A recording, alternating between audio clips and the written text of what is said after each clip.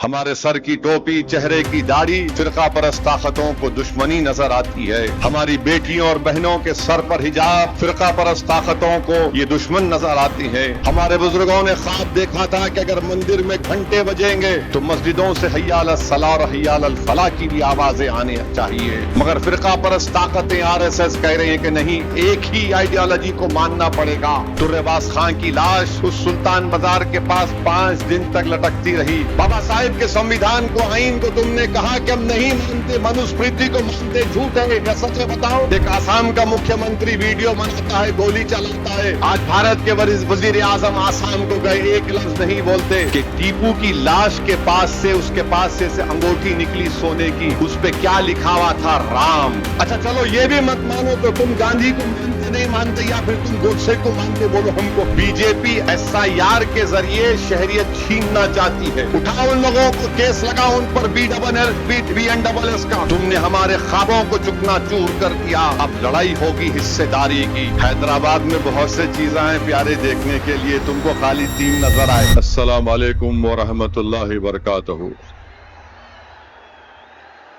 شہ نشین پر تشریف فرما مجلس اتحاد المسلمین کے قائد مقننہ تلنگانہ محترم جناب اکبر الدین اویسی صاحب، وہ تلنگانہ کے مجلس اتحاد المسلمین کے اراکین اسمبلی، تلنگانہ کے اراکین قانون ساز کونسل، مجلس اتحاد المسلمین کے سابقہ رکن اسمبلی محترم جناب ممتاز احمد خان صاحب، مجلس اتحاد المسلمین کے تمام صدر و معتمدین، اراکین، محبان مجلس اتحاد المسلمین، مہاراشٹرا سے تشریف لائے مجلس اتحاد المسلمین مہاراشٹرا کے صدر محترم امتیاز جلیل صاحب، نائب صدر یوسف پنجانی صاحب، دھولیا کے صدر ارشاد صاحب، ناندیڑ کے فیروز لالا سید معین اور وہاں کے تمام شہر کے صدر و اراکین بلدیہ، ممبئی کے بلدیہ کے لیڈر جناب ابالے صاحب، مجلس اتحاد المسلمین کے جناب عتیق صاحب، ممرا کے لیڈر جناب سیف پٹھان صاحب اور ممرا کے تمام اراکین بلدیہ، اورنگ آباد کے اراکین بلدیہ، دھولیا کے اراکین بلدیہ، ناگپور کے مجلس اتحاد المسلمین کے اراکین بلدیہ اور مہاراشٹرا سے آئے ہوئے تمام معزز اراکین بلدیہ و صدر و معتمدین، بہار سے تشریف لائے ہمارے بھائی جناب IP گپتا صاحب، میں ان کا خیر مقدم کرتا ہوں، ویلکم کرتا ہوں کہ انہوں نے اپنا قیمتی وقت نکال کر آج کے اس فنکشن میں آپ نے شرکت کی۔ مہاراشٹرا سے بہار سے تشریف لائے مجلس اتحاد المسلمین کے 5 اراکین اسمبلی،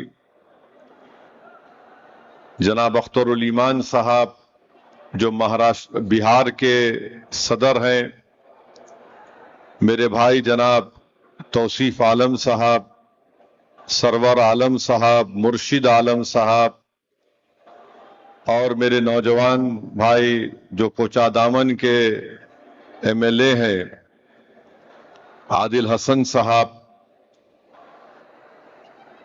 میرے عزیز دوستوں اور بزرگوں، آپ تمام کا شکریہ کہ آپ اتنی دیر سے یہاں پر تشریف فرما ہیں، بیٹھے ہیں۔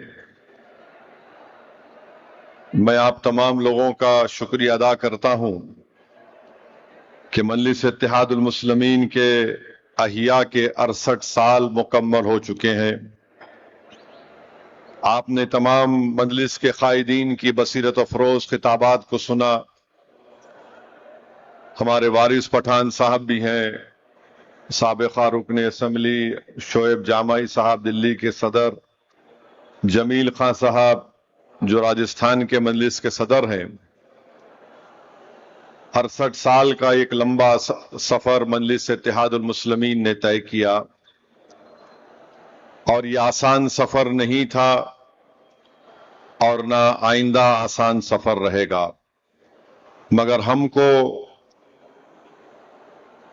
एक हौसला मिलता है हमारे बुजुर्गों की कुर्बानियों को देखकर, जिन्होंने अपना सब कुछ लुटाकर मजलिस इत्तेहादुल मुस्लिमीन को इस मुकाम पर पहुंचाया। आज मजलिस के कई बड़े बड़े कायदीन इस दुनिया में नहीं है, मगर उन्होंने शॉर्ट टर्म गेन के लिए, वक्तिया तौर के लिए, फायदे के लिए काम नहीं किया। उन्होंने एक लॉन्ग टर्म गेन के लिए, खलील मुद्दत फायदे के लिए मजलिस के लिए कुर्बानियां दी, ताकि ना सिर्फ एक नस्ल बल्कि कई नस्लों को उससे फायदा मिले। ये एक विजनरी लीडरशिप हमारे बुजुर्गों की रही। दारुस्सलाम की सरजमीन में जो मजलिस का हेडक्वार्टर है, यहां पर ये जो आलीशान तालीमी इदारों के बिल्डिंग्स आपको नजर आ रहे हैं, अगर अल्लाह इन बिल्डिंग्स को जबान देगा तो इन तमाम बिल्डिंग की एक एक ईंट पुकार कर कहेगी कि इसमें तुम्हारे बुजुर्गों की कुर्बानियां हैं, उनके आंसू हैं, उनका खून है, जेल की सोबतें हैं, कर्फ्यू की तकालीफ है। खाक और खून के दरियाओं से गुजरकर मजलिस इत्तेहादुल मुस्लिमीन ने इन तालीमी इदारों को कायम किया। मैं आप तमाम को ये बताना इसलिए चाह रहा हूं कि हमारे बुजुर्गों ने ख्वाब देखा था। जब मैं यहां पर 7:30-8 बजे आकर बैठा तो कुर्सियों की कमी थी, तो एक लॉरी में कई कुर्सियों को लाया गया। आप हजरात कुर्सी लेकर बैठ रहे थे। मेरे भाई, इस जमात के पास 68 साल पहले जब पहला जलसा 2 मार्च को अब्दुल वाहिद ओवैसी ने किया,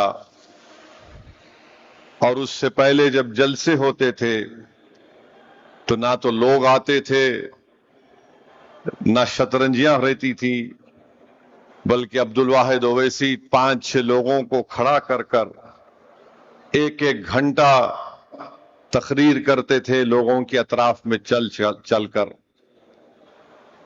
अगर आज किसी सियासतदान को कहा जाए कि 10 लोग को देखकर तुम तकरीर करो, तो सियासतदान कहेगा कि तुम मुझे इतना गिरा हुआ नेता समझ रहे हो कि 10 लोगों से खिताब करूं। मगर अब्दुल वाहिद ओवैसी और उस वक्त के मजलिस के कायदीन में एक जज्बा था, इखलास था, और जिस विजन को, जिस कामयाबी को देख रहे थे, उसको हासिल करने के लिए वो लाउड स्पीकर की जरूरत को महसूस नहीं किए। वो कुर्सियों को नहीं देखते थे अपने सामने, ना उन कुर्सियों पर बैठे हुए हजारों के मजमों को देखते थे, बल्कि उनका मकसद एक ही था कि इस मजलूम कमजोर मुसलमानों का घर हम संविधान के दायरे में रहकर उठाएंगे तो यकीनन हम अपने ख्वाबों को पूरा कर सकेंगे। 11 महीने अब्दुल वाहिद ओवैसी को जेल की सोबतें बर्दाश्त करना पड़ा, और सही कहा यहां पर अकबरुद्दीन ओवैसी ने कि 1960 में पहला बल्दिया का इलेक्शन मजलिस ने लड़ा। 16 या 17 अराकीन बल्दिया मजलिस के कामयाब हुए थे, उसमें से 4 या 5 हमारे गैर मुस्लिम हिंदू भाई, दलित भाई भी कामयाब हुए थे। फिर उसके बाद से मजलिस का सफर चलता रहा, और आज अल्हम्दुलिल्लाह हम इस मुकाम पर पहुंचे हैं कि ना सिर्फ तेलंगाना बल्कि बिहार, महाराष्ट्र, उत्तर प्रदेश, कर्नाटका, झारखंड, दिल्ली, यहां पर मजलिस इत्तेहादुल मुस्लिमीन का पैगाम पहुंच चुका है। तो मेरे अजीज दोस्तों और बुजुर्गों, मैं ज्यादा वक्त आप तमाम का नहीं लेना चाहता। मैं शुक्रगुजार हूं तेलंगाना की अवाम का कि उन्होंने हालिया बल्दिया के इलेक्शन में 70 से ज्यादा हमारे अराकीन बल्दिया को कामयाब किया। मैं शुक्रगुजार हूं मजलिस के तमाम सदर मुतमदीन का, अराकीन का, MLAs का कि इन तमाम ने बड़ी मेहनतें की, जुस्तजू की।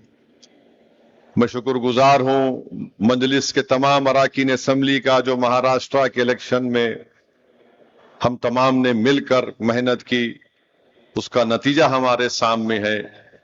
मैं इन नौ मुंतखब शुदा अराकीन बल्दिया से ये कहना चाहूंगा कि अब आपका असल काम शुरू होता है।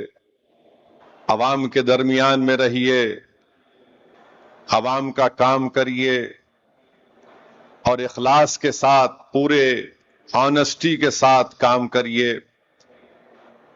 और इस बात को जान लीजिए कि आप अगर 1000 काम भी करवा लेंगे, मगर अगर आप अवाम से मुलाकात नहीं करेंगे, अवाम के दरमियान में नहीं रहेंगे, तो फिर आप कभी भी अवाम की मोहब्बत और खुलूस के हकदार नहीं बन सकते।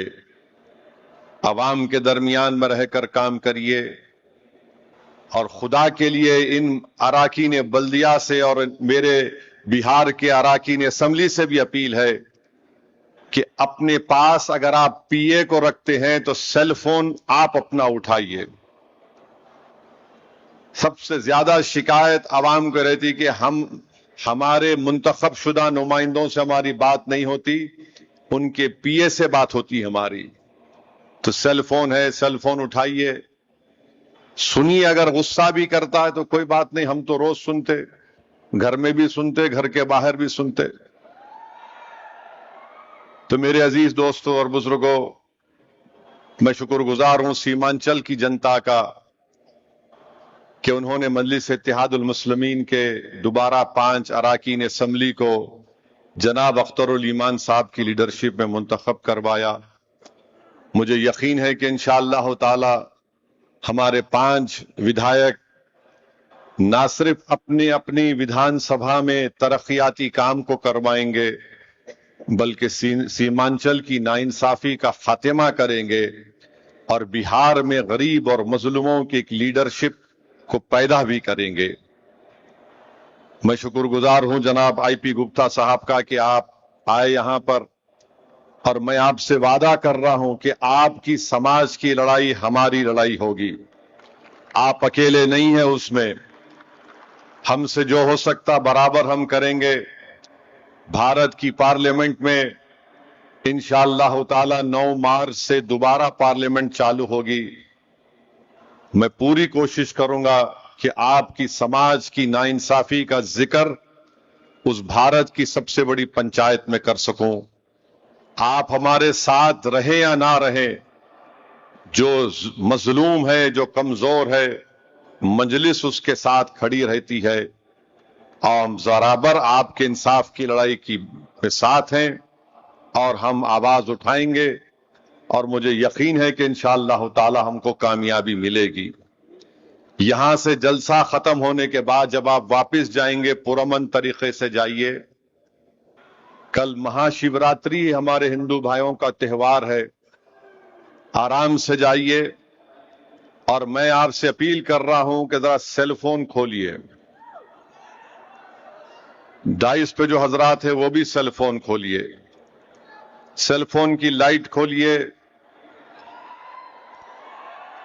और सुनिए, मैं क्यों कह रहा हूं, मैं ये इसलिए कह रहा हूं कि 2019 में आज ही 14 फरवरी के दिन पुलवामा में दहशतगर्दों ने हमला किया था। हमारे भारत के 40 CRPF के जवान शहीद हो गए थे। तो हम उनको याद करने के लिए और उनसे हम ताज़ियत करते हैं जो हमारे बहादुर सिपाही मारे गए। हम उम्मीद करते कि हमारे मुल्क के वजीर आजम जो पड़ोसी मुल्क से दहशतगर्दी को फरोग दिया जा रहा है उसको जड़ पेड़ से निकाल कर फेंकेंगे। बहुत बहुत शुक्रिया। आप जेब में रखो सेल फोन। आ गई फोटो, मीडिया वाले ले लिए। पांचवी बात यह है कि हमने अहमद पाशा कादरी साहब को खोया। हमारे मजलिस इत्तेहादुल मुस्लिमीन के सीनियर कायद, उनके फर्जन यहां पर तशरीफ फरमा है। अहमद पाशा कादरी साहब की मैं जितनी भी तारीफ करूं, मेरे पास अल्फाज नहीं है कि किस तरीके से मरहूम पाशा ने इस जमात के लिए बहुत सी कुर्बानियां और मेहनतें की। यकीनन हम उनसे महरूम हो चुके हैं। पाशा का तजुर्बा, अहमद पाशा कादरी साहब का वो सियासी सोच, उन तमाम चीजों से हम महरूम हो चुके हैं। और मेरे लिए बजाते खुद एक बहुत बड़ा, मैं समझता हूं कि मेरा एक अजीम नुकसान हुआ है। मगर ये जिंदगी की हकीकत है कि जो इस दुनिया में आता है वो उस दुनिया से इसको जाना पड़ेगा। मगर मुझे यकीन है कि जो कुर्बानियां अहमद पाशा कादरी साहब ने मजलिस इत्तेहादुल मुस्लिमीन के लिए दी है, अल्लाह सुब्हानहू तआला जरूर उनको उसका अजर देगा। और हम दुआ करते हैं कि अल्लाह उनकी खबर को नूर से भर दे और अल्लाह सुब्हानहू तआला उनके फर्जन को, उनके अफराद खानदान को, अल्लाह उनको सब्र जमील अता करे। और एक बात, महाराष्ट्र में रुकनियत साजी हो रही है, मेंबरशिप का आगाज हो रहा है, आप उसमें हिस्सा लीजिए। इम्तियाज जलील साहब की तरफ से आज QR कोड का रस्म इजरा हुआ। मैं महाराष्ट्र के तमाम अराकीन बल्दिया से कहना चाहूंगा कि आप कोऑप्शन मेंबर्स की जो लिस्ट है वो बनाकर इम्तियाज जलील साहब को दीजिए, जिसको आप कोऑप्टेड मेंबर बनाना चाहते हैं। मजलिस इत्तेहादुल मुस्लिमीन की तरफ से उस पर फैसला किया जाएगा। लिस्ट बनाकर आप दीजिए। मैं आपको ये भी बताने के लिए खड़ा हूं मेरे अजीज दोस्तों और बुजुर्गों कि मजलिस इत्तेहादुल मुस्लिमीन 68 साल का ये सफर जो तय किया है, ये मजलिस के जिम्मेदारों की, अराकीन की कुर्बानियों का नतीजा है कि मजलिस ने इतना लंबा सफर किया है। और आज मजलिस गरीब और मजलूमों की एक आवाज बन चुकी है। अगर कोई भारत का नागरिक रशिया में फंस जाता है तो कहता है कि मजलिस के MP से कांटेक्ट करो, राब्ता करो, हमको भारत बुला लिया जाएगा। मेरे अजीज दोस्तों और बुजुर्गों, मजलिस ने हमेशा लॉन्ग टर्म प्लानिंग की है। हम सिर्फ छोटे फायदे के लिए अगर कोई काम करेंगे तो इससे जमात को कोई फायदा नहीं होगा। अगर हम ये समझेंगे कि सिर्फ जल्दबाजी में हम कुछ करने से फायदा हो जाएगा, नहीं होगा। अगर हम इज्तिमाइयत को फरोग देंगे तो जमात और ताकतवर होगी। मजलिस इनफरादियत को कभी पसंद नहीं करती और जो मजलिस के जिम्मेदार हैं उनकी खास काबिलियत ये होनी चाहिए कि सबको साथ लेकर चलें, सबको साथ लेकर चलें, मशवरा करें। आप बैठकर गुफ्तगू करिए। जाहिर है अल्लाह ने 5 उंगलियां बनाई हैं तो 5 एक ही साइज के नहीं है। हो सकता है कि राय मुख्तलिफ होगी, मगर अगर बैठकर आप बात करेंगे तो कुछ एक लाहे अमल पे और कुछ एक नतीजे पर आप आ सकते हैं। और जिसको ओहदा मिलता है उसकी जिम्मेदारी होती है कि वो उन सबको बुलाए। जो बड़े ओहदे पर होता है वो ये ना कहने मेरे से नहीं मिलते, आपसे नहीं मिलते, मगर आपको अल्लाह ने बड़ा इसलिए बनाया है कि आप अपना दिल बड़ा करके उनसे बात करते रहें, उनसे पूछते रहें। ये मजलिस ने किया। और मजलिस ये जानती है कि हमारे वतन अजीज में जो फिरका परस्त ताकतें हैं उनकी नजर में दुश्मन वो है जो अपने हक के लिए उठता है, तो फिरका परस्तों के लिए वो उनके लिए दुश्मन बन जाता है। जो दलित बाबा साहेब अम्बेडकर के संविधान को अपने सीने से लगाता है اس کو فرقہ پرست طاقتیں اپنا دشمن سمجھتی ہیں. جو آدیواسی یہ کہتا ہے کہ زمین سے جڑے ہوئے ہم ہیں، ہم کو مت برباد کرو، فرقہ پرست طاقتیں اس کو دشمن سمجھتی ہیں. جو غریب اپنے حق کے لیے اپنی غربت کے خاتمے کا مطالبہ کرتا ہے، فرقہ پرست طاقتیں اس کو دشمن سمجھتی ہیں. جو نوجوان بے روزگار ہے، جو حکومت اس کو اس کا مخدر بنانا چاہتی ہے، وہ بے روزگار نوجوان جب روزگار کے لیے پکارتا ہے، احتجاج کرتا ہے تو دشمن ہے. جو کسان اپنی فصل کی قیمت مانگتا ہے، اس میں انکم کا اضافہ کا مطالبہ کرتا ہے تو فرقہ پرست طاقتوں کے لیے دشمن بن جاتا ہے. جو سیاسی قائدین بھارت کی سرزمین سے چین کو ہٹانے کی بات کرتے ہیں، جو قبضہ کر کر بیٹھا ہے، وہ دشمن کہلاتا ہے. ہمارے سر کی ٹوپی، چہرے کی داڑھی فرقہ پرست طاقتوں کو دشمنی نظر آتی ہے. ہماری بیٹیوں اور بہنوں کے سر پر حجاب فرقہ پرست طاقتوں کو یہ دشمن نظر آتے ہیں. اس ملک کی سب سے بڑی خوبصورتی مختلف مذاہب کے عبادت گاہیں ہیں، فرقہ پرست طاقتیں یہ اس کو پسند نہیں کرتی ہیں. تو نوجوانوں، آپ دوست اور دشمن کے فرق کو میں آپ کے سامنے بیان کر چکا ہوں. اب یہ آپ کی ہماری ذمہ داری ہے کہ جو لوگ فرقہ پرست طاقتیں ان تمام چیزوں کو دشمن سمجھتے ہیں، یہی سچے بھارت کے وفادار ہیں. کیونکہ بھارت میں جو خواب ہمارے بزرگوں نے دیکھا تھا کہ کسان خوشحال رہے گا، نوجوان اپنے مستقبل کے لیے فکر مند نہیں رہے گا، غریبی کا خاتمہ ہوگا، بھارت کی دولت سب میں بانٹی جائے گی، صرف 10% لوگوں کے پاس 80% دولت نہیں رہے گی. ہمارے بزرگوں نے خواب دیکھا تھا کہ ہر ایک کی عبادت گاہ آباد رہے گی.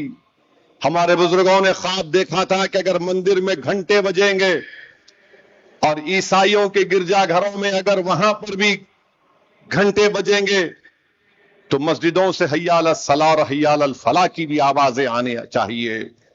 اس ایسے بھارت کا خواب ہمارے بزرگوں نے دیکھا تھا، مگر آج ہم دیکھ رہے ہیں کہ ایک آئیڈیالوجی کا پورے بھارت پر مسلط کرنا چاہتے ہیں، جو بھارت کے انکلوزم، پلورلزم اور ڈائیورسٹی کے خلاف ہے. بلکہ بھارت کے آئین کی جو تمہید ہے، پریامبل ہے، اس میں کیا لکھا بابا صاحب امبیڈکر نے؟ Liberty of thought, belief and expression. اس کے خلاف آج سب کچھ ہو رہا ہے. دفعہ 25 کے تحت ہم کو آزادی دی گئی، مذہبی آزادی. اس دیش کا کوئی مذہب نہیں ہے. آپ اللہ کو مانو، بھگوان کو مانو، کس کو مانتے مانو، جو نہیں مانتے اس کا بھی دیش ہے. مگر فرقہ پرست طاقتیں RSS کہہ رہی ہیں کہ نہیں، ایک ہی آئیڈیالوجی کو ماننا پڑے گا. تم اگر یہ نہیں پڑھو گے تو تم دیش بھکت نہیں ہو. ہم RSS BJP سے کہنا چاہتے ہیں، یہ حیدرآباد ہے. مکہ مسجد میں مولوی علاؤالدین ایک امام تھے جنہوں نے جمعے کے دن خطبہ دے کر پورے نمازیوں کو لے کر سلطان بازار کے جو موجودہ وومنز ڈگری کالج اس وقت انگریزوں کی ریزیڈنسی تھی، وہاں پر احتجاج ہوا. کیوں احتجاج ہوا؟ کہ اورنگ آباد میں ایک مسلم مجاہدین کو گرفتار کر لیا گیا تھا، گولیاں چلیں، مولوی علاؤالدین گرفتار ہوئے. کالا پانی کا پہلا مجرم حیدرآباد کا امام تھا، مکہ مسجد کا. ترباز خان کی لاش اس سلطان بازار کے پاس 5 دن تک لٹکتی رہی. آج RSS BJP والے ہم کو آ کر وفاداری کا سرٹیفکیٹ دینے کی بات مت کرو. تم بتاؤ تمہارے کتنے انگریزوں میں کی لڑائی میں مارے گئے؟ ایک بھی نہیں مرا ان کا، ایک بھی نہیں مرا ان کا. ایک ہے تو نام بتاؤ، نام نہیں بتا سکتے تو بولتے نہیں یہ بھی ہمارا، وہ بھی ہمارا. یہ ہماری داستان ہے، حقائق ہیں. آج آپ آ کر ہم کو بول رہے ہیں کہ تم یہ نہیں پڑھتے. ارے بابو، کیا پڑھنا نہیں پڑھنا ہم کو معلوم. اس دیش کی آزادی میں اگر مسلمانوں نے حصہ لیا اگر تم یہ کہو گے کہ یہ پڑھو گے تو دیش بھکت ہو تو بتاؤ تم یوسف مہر علی جہاں سے ہمارے ممبئی کے کارپوریٹر آتے ہیں جس نے گاندھی سے کہا تھا کہ کوئٹ انڈیا کا نعرہ یوسف مہر علی نے دیا تھا، تو اس کو کیا بولو گے؟ نیتاجی سبھاش چندر بوس جرمنی میں سب مرین میں بیٹھ کر جاپان کو آئے تو نیتاجی سبھاش چندر بوس کے ساتھ کوئی آر ایس ایس کا آدمی تھا یا حیدرآباد کا مسلمان تھا؟ بتاؤ. یہ جو ترنگا ہے، ترنگا کس مسلم خاتون نے بنایا؟ حیدرآباد کی مسلم خاتون نے بنایا. تم بنائے تھے. تم نے تو آرگنائزر میگزین میں لکھا کہ بھارت کے اس ترنگے میں 3 رنگ منحوس ہوتے ہیں. بتاؤ یہ سچ ہے یا جھوٹ ہے؟ بتاؤ. بابا صاحب کے سمویدھان کو، آئین کو تم نے کہا کہ ہم نہیں مانتے، منوسپریتی کو مانتے، جھوٹ ہے یا سچ ہے؟ بتاؤ. آج تم آ کر ہم کو دیش بھکتی بتا رہے ہو. ارے تمہاری زبان سے چین کا نام نہیں نکلتا، تمہاری زبان سے چین کا نام نہیں نکلتا اور تم ہم کو بول رہے ہو. ہماری تاریخ روشن ہے اور انشاءاللہ تعالی آپ کے ظلم اور نفرت کے باوجود بھی ہمارا مستقبل بھی روشن رہے گا انشاءاللہ تعالی. ہم ہمارے بزرگوں کی قربانی کو رائے گاں جانے نہیں دیں گے. وہ آج اس دنیا میں نہیں ہے مگر ان کی زندگی ہمارے لیے ایک مشعل راہ ہے اور رہے گی. بھارت میں مسلمانوں کو ایک سیاسی طاقت بننا پڑے گا، تبھی بھارت مضبوط ہوگا. اگر وکشت بھارت کی بات بھارت کے وزیر اعظم کرتے ہیں تو 14% مسلمان سے انصاف ہونا چاہیے، سماجی، اقتصادی، معاشی، تعلیمی اور سیاسی. تبھی جا کر بھارت طاقتور ہوگا. اگر آپ نفرت کے مظاہرے کریں گے تو 14% کے بغیر بھارت کیسے بنے گا طاقتور ملک، سپر پاور؟ تم کسی کو مار کر ویڈیو بنا کر اپنی بہادری نہیں دکھا رہے ہو، تم بزدلی دکھا رہے ہو. تمہاری یہ بزدلی بھارت کو کمزور کر رہی ہے اور بھارت کو بدنام کر رہی ہے. ایک آسام کا مکھیہ منتری ویڈیو بناتا ہے، گولی چلاتا ہے، مسلمان بیٹھا ہوا ہے، کلین شاٹ، نو مرسی. ایک مکھیہ منتری اس طرح کا ویڈیو بنائے گا؟ آج بھارت کے وزیر اعظم آسام کو گئے، ایک لفظ نہیں بولتے، بھول گئے سب کا ساتھ، سب کا وکاس، سب کا وشواس کو. میرے عزیز دوستوں اور بزرگوں، ہم کو اور آپ کو مل کر اس ملک کو مضبوط بنانا ہے. ابھی امتیاز جلیل صاحب میرے کو بول رہے تھے کہ مہاراشٹرا کے چیف منسٹر نے ٹیپو سلطان پہ کچھ کہہ دیا. ہم مہاراشٹرا کے چیف منسٹر کو بول رہے ہیں کہ شاید وہ زیادہ پڑھتے نہیں ہوں گے، وہ واٹس ایپ یونیورسٹی کے پی ایچ ڈی ان کے پاس ہوگی. بھارت کا جب پہلا سمویدھان بنایا گیا تھا، اس سمویدھان کو بابا صاحب امبیڈکر نے بنایا. جتنے سمویدھان سبھا میں لوگ تھے، نہرو کی سائن، سردار پٹیل کی سائن، بابا صاحب امبیڈکر کی سائن، جتنے اس میں تھے سب نے سائن کیا. پارلیمنٹ کی لائبریری میں آج بھی وہ پہلی سمویدھان کی کتاب ہے. میں امتیاز جلیل کو جب ایم پی تھے پارلیمنٹ کی لائبریری میں لے جا کر دکھایا تھا، ادھر آؤ دیکھو. اور اس پہلی سمویدھان کی کتاب میں اس ملک کی تاریخ میں جو نمایاں شخصیتیں تھیں ان کی تصاویر ہیں. رام، سیتا، لکشمن کی ہے، گرو نانک کی ہے، مغل بادشاہ اکبر کی ہے، جھانسی کی رانی کی ہے، گرو نانک کی ہے اور ٹیپو سلطان کی بھی فوٹو اس میں ہے. تو فڈنویس صاحب وہ پڑھ لو آپ. جب سردار پٹیل سائن کر رہے تو آپ بڑے ہیں یا پٹیل بڑے ہیں؟ ہم کو بتا دو. آپ امبیڈکر سائن کر رہے ہیں، آپ بڑے ہیں یا کے لیے شہید ہو گیا؟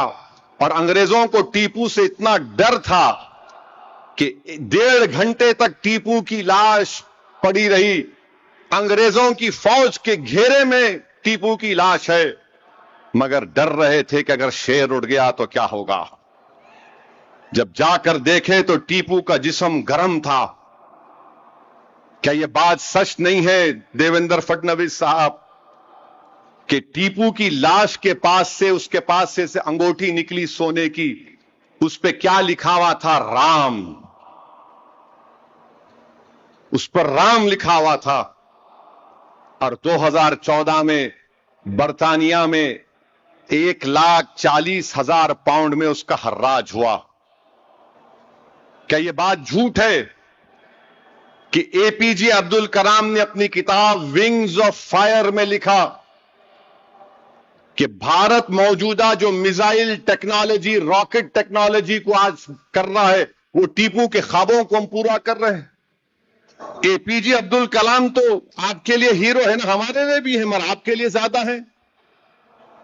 آپ تو بولتے ہیں ہر مسلمان اے پی جے عبد الکلام کو ہونا چاہیے. ٹھیک ہے, میں خراب ہوں, وہ اچھے ہیں تو ان کی بات کو مان لو. ونگز آف فائر میں اے پی جے عبد الکلام نے ٹیپو سلطان کا ذکر کیا. اچھا چلو یہ بھی مت مانو تو تم گاندھی کو مانتے نہیں مانتے, یا پھر تم گوڈسے کو مانتے, بولو ہم کو. گاندھی نے اپنی ینگ ایج میگزین میں لکھا کہ Tipu Sultan was the embodiment of Hindu Muslim unity. یعنی وہ ٹیپو سلطان ہندو اور مسلمانوں میں محبت کا یکجائی تھا. اب کیا گاندھی کو جھوٹا بولیں گے آپ؟ میرے کو بول سکتے آپ؟ کیا ٹیپو سلطان نے سرینگری مٹھ میں فوج آئی تھی؟ کہاں سے آئی تھی؟ فڈنویس بولیں گے آپ کو, میں بولوں گا تو پھر. فوج آ کر سونے کا ایک پتلا تھا اس مندر میں, لوٹ کے لے کے چلے گئے. سارتا دیوی کا. ٹیپو نے وہاں پر مندر کو تعمیر کروایا, گرانٹ لکھے. 1791 جولائی 6 کو ٹیپو نے خط لکھا تھا میلکوٹے کو. میلکوٹے کی مندر کے بارے میں اس میں لکھا گیا, آج بھی جا کر دیکھ سکتے. بادشاہ تھا ٹیپو, ٹیپو ڈیموکریٹ نہیں تھا. بادشاہ اور جمہوریت میں فرق ہوتا ہے. آپ اختلاف کرو ٹیپو سے, مگر یہ بولنا کہ نہیں ٹیپو اتنا دشمن تھا. ارے ہر بادشاہ کو صرف اپنی طاقت سے مطلب رہتا تھا. وہاں کا الیکشن تھا, ووٹ ڈالنے کا معیار تھا, کچھ نہیں تھا. مگر تاریخ کو اگر آپ توڑ موڑ کے پیش کریں گے تو یہ ذرا حقیقت کو پیش کرنا تھا. اور کیا یہ بات جھوٹ ہے یا سچ ہے بتاؤ؟ اپا جی رام کون تھے؟ ٹیپو سلطان کی فوج کے کمانڈر تھے. یہ بھی بولو آپ جھوٹ ہے؟ ٹیپو سلطان کے ساتھ تھے یہ لوگ. ان کے ٹریجرر کون تھے؟ خازن کون تھے؟ کرشنا راؤ. تو بی جے پی جو ہے اس طرح سے تاریخ کو پیش کرتی کہ نفرت پیدا کر دو. مگر بھارت کی پہلی سمویدھان کی کتاب میں ٹیپو کی فوٹو ہے یا نہیں بتا دو. چلو یہ تو 1950 کی بات کر رہا ہوں. میرے عزیز دوستوں اور بزرگوں, ایس آئی آر ہونے والا ہے. بہار میں ہو گیا, اب تلنگانہ میں ہوگا, اور اس کے بعد مہاراشٹرا میں ہوگا. میں ہمارے تمام اراکین بلدیہ, مہاراشٹرا کے صدر اور ذمہ داروں سے اپیل کر رہا ہوں, تلنگانہ کی عوام سے اپیل کر رہا ہوں کہ ایس آئی آر جب ہوگا ایک ایک جینیون نام پورا ہمارا آنا چاہیے. اور یاد رکھیے, اگر آپ اپنے نام کو ڈلوانے میں کوششیں نہیں کریں گی, مجلس رہبری کرے گی انشاءاللہ تلنگانہ میں اور مہاراشٹرا میں بھی, تو بی جے پی یہ چاہتی ہے کہ N P R N R C کے ذریعے شہریت لی جا سکتی ہے. B J P S I R کے ذریعے شہریت چھیننا چاہتی ہے. اگر نام نہیں آیا تو پروف کرو تم بھارت کے ہو یا نہیں ہو.